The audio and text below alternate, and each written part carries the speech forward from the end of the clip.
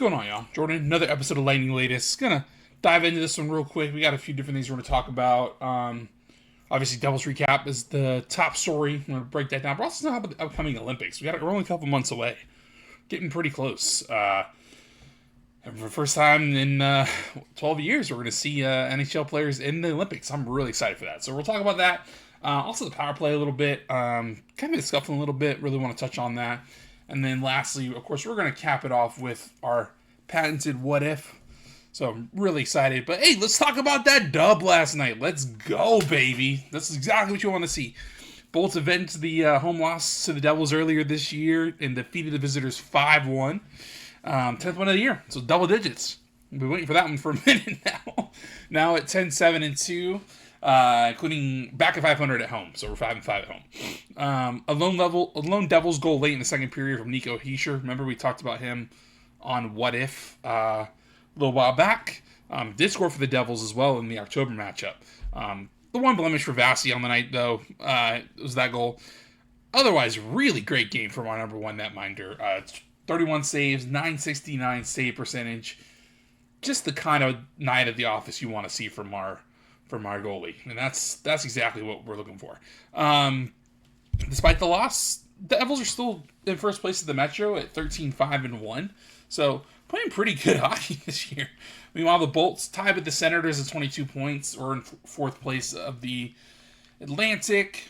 Pretty tight in the division right now, actually. All in all, just 7 points separate the first place Red Wings from the Sabres in last place, so it's kind of cool to see how tight-knit the entire division is as a whole. And it's really showing that, we're going to need to continue to be at our A game in order to really get ahead on this. Jake Guentzel notched his 8th career hat trick in the win. He scored in all 3 periods, including twice on the power play. We're going to talk about the power play in a little bit. The third goal, actually, was his 100th point with the Bolts. He only needed 99 games to get there as well. Only Brian Bradley did it faster with 97 games. So, pretty good company for Jake Guentzel, not going to lie. Nikita Kucherov scored his 9th goal of the season at the end of the first period. While Darren Raddysh notched his 2nd of the season to open the scoring in the 3rd period. With Kuch with his goal in the first period, he moved in the 3rd all-time in franchise history with 366 goals. So, we'll take that all day.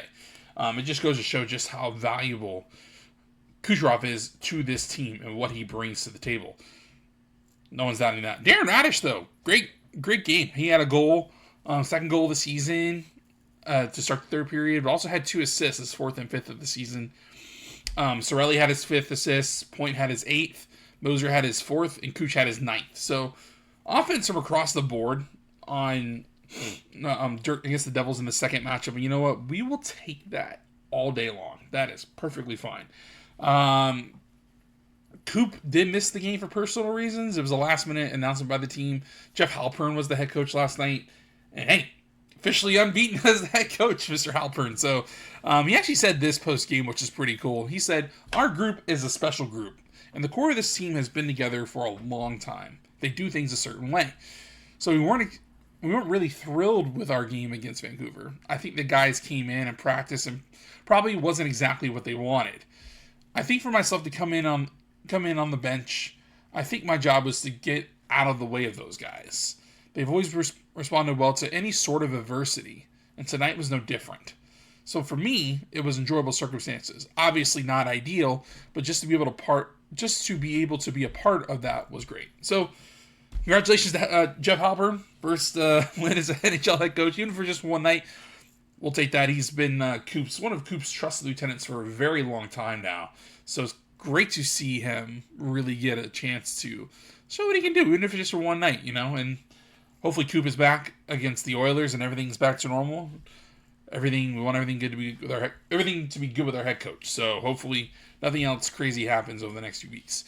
Sorelli also had a pretty good quote. He talked about closing out the win, which is something the Bolts failed to do against the Canucks on Sunday, and that's really what led to their downfall.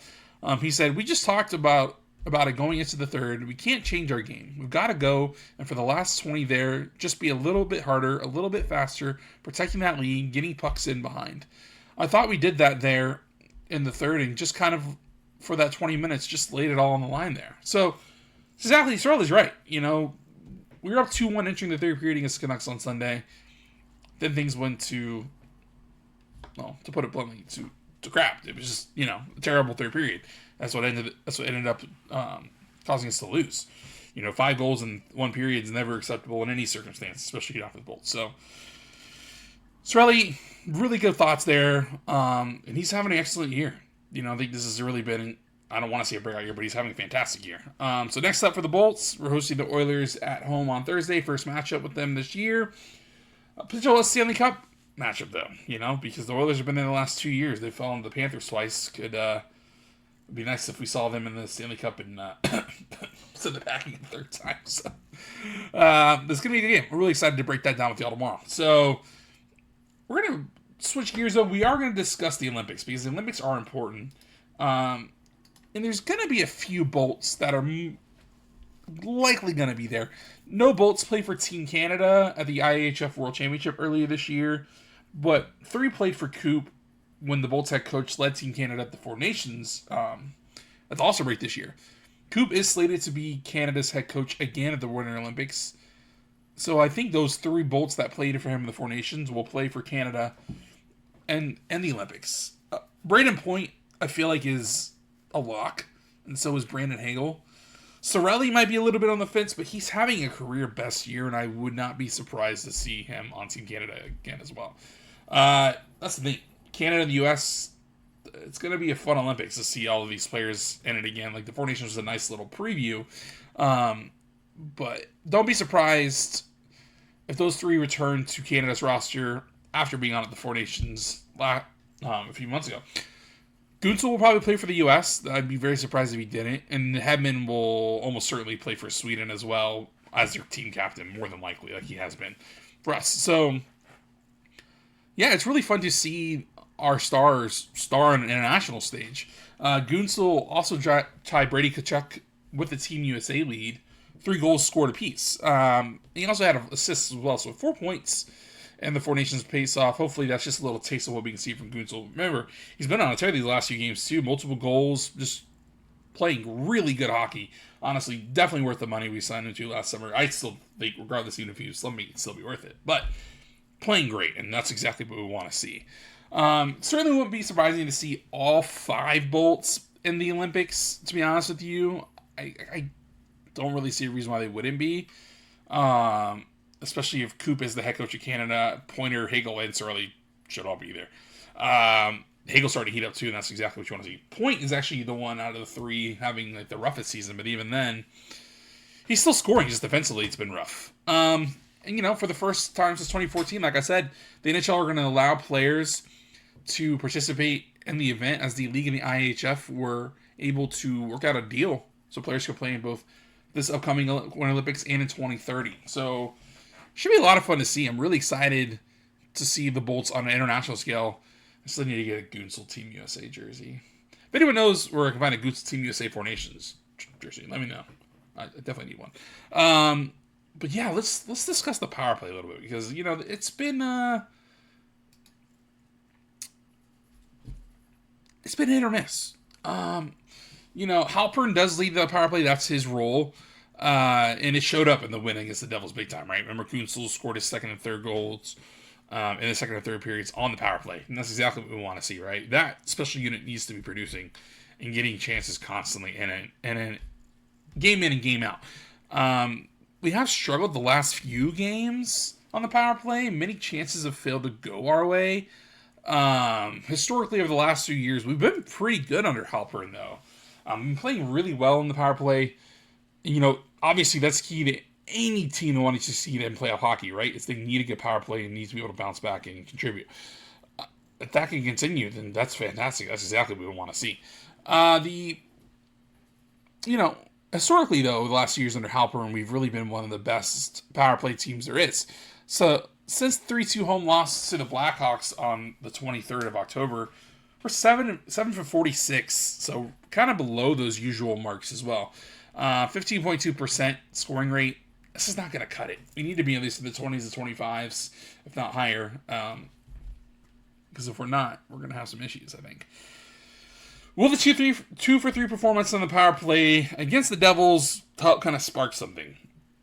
that's what we want to see, right? We want to see something sparked, and we want to see improved play across the board in that special unit because, simply put, we're better when the power play is better. The power play is doing their job and contributing and adding to this team. That's exactly what we need, right? They've received plenty of looks, but they've struggled to put the puck in the back of the net.